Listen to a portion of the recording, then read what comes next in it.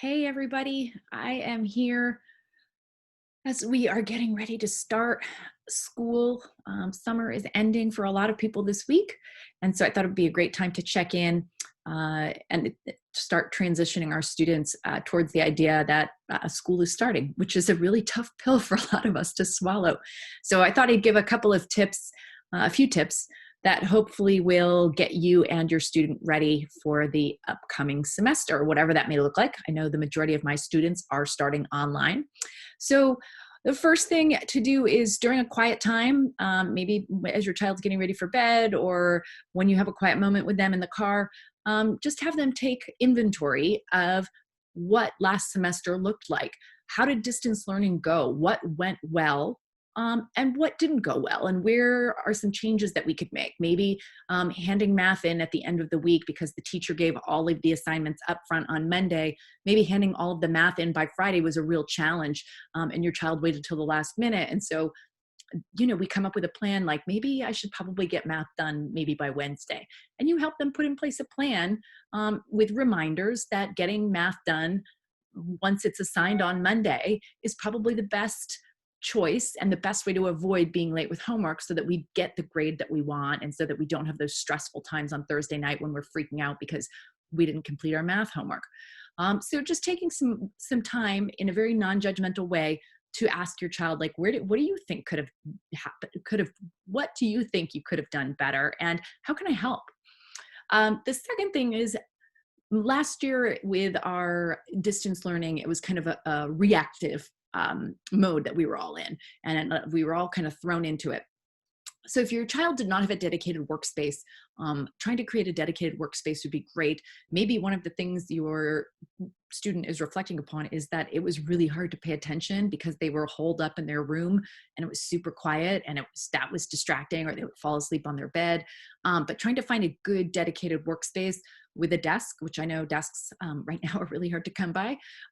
If you don't have room in your child's room for a dedicated workspace, having all of the kids at the same table and getting those cardboard corrals, I think they're called, or carols. I'm not sure which one, but you can get them at Staples and they're very inexpensive. So everybody has their own kind of dedicated workspace.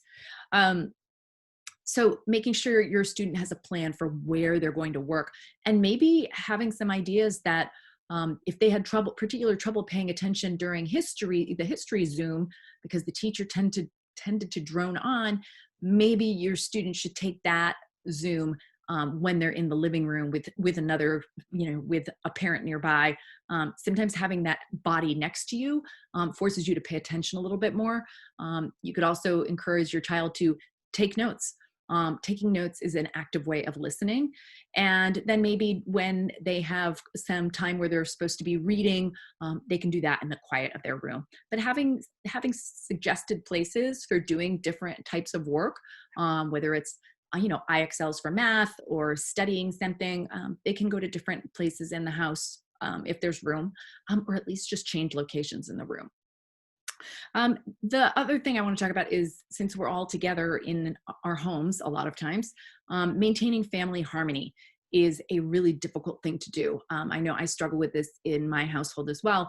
And I think having a family time, whether it's once a week, a scheduled time, or twice a week, where everybody has a chance to talk about how they're feeling, what they're grateful for. Gratitude is something that's, when practiced, can really increase our children's resilience. And these are times where our kids definitely could use some resilience. We all could. Where they say one thing that they're grateful for, one thing that was a challenge, and then maybe some goals that they'd like to set for the week. And this can become a regular family habit, and it gets everybody kind of thinking. If we tend to get into negative modes because school's not what we expected it was going to be, adding those moments where we're expressing gratitude kind of gets us out of our funk, and everybody gets a chance to share. And you might find that you and your child have common things that are frustrating, or common goals, and you could kind of work towards those together. And then finally, keeping your child's workspace neat, always a challenge for my students.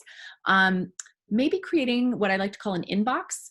And it could be anything. It could be bucket, a cardboard box, an Amazon box, and have them label it and have them pull the sides off so that it's an open box with the top, no top.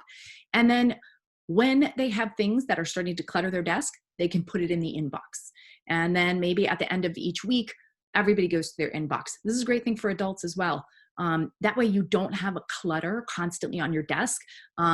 You know where everything is. You may have to go and sort through the inbox a couple times a week, especially if you have papers that you've printed out or things that you need for your classes.